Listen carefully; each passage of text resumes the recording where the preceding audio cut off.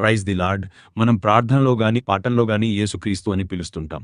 అయితే చాలామంది అనుకునేలా యేసు అనేది మొదటి పేరు, క్రీస్తు అనేది ఆయన ఇంటి పేరా? అసలు ఆ కాలంలో మనుషులకు ఇంటి పేర్లు ఉండేవా? ఈరోజు మనం బైబిల్ ఆధారంగా ఈ ఆసక్తికరమైన విషయాన్ని తెలుసుకుందాం. నిజానికి క్రీస్తు అనేది పేరు కాదు. అది ఒక బిరుదు. గ్రీకు భాషలో క్రీస్తు అంటే అభిషక్తుడు అని అర్థం. దీనికి సమానమైన హెబ్రీ పదం మెస్సియా. మనం యేసు క్రీస్తు అని అన్నప్పుడు యేసే దేవుని చేత ఎన్నుకోబడిన మెస్సియా అని అర్థం. అపోస్తలుడైన పౌలు అపోస్తలుల కార్యములు 18:5లో యూదులకు సాక్ష్యమిస్తూ యేసే క్రీస్తు అని నిరూపించాడు. అంటే యేసు అనే వ్యక్తి ప్రవక్తలు ప్రవచించిన ఆ మెస్సియా అని దీని అర్థం.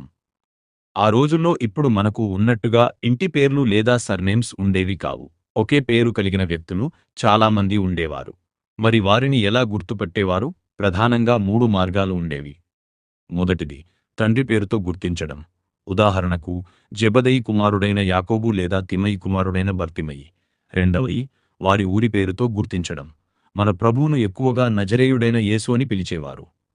అలాగే మరియను మగ్దలేనే మరియ అని, యూదాను ఇస్కరియోతు యూదా అని పిలిచేవారు. మూడోది ముద్దు పేర్లతో గుర్తించడం.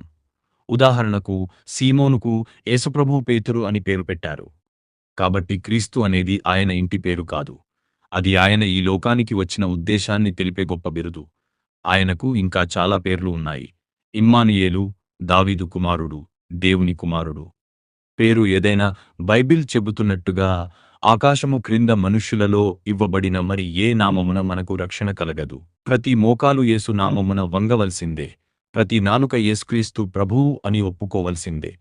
మరిన్ని బైబిల్ సత్యాల కోసం మా ఛానల్ని సబ్స్క్రైబ్ చేయండి. దేవుడు మిమ్మల్ని దీవించునుగాక. ఆమేన్.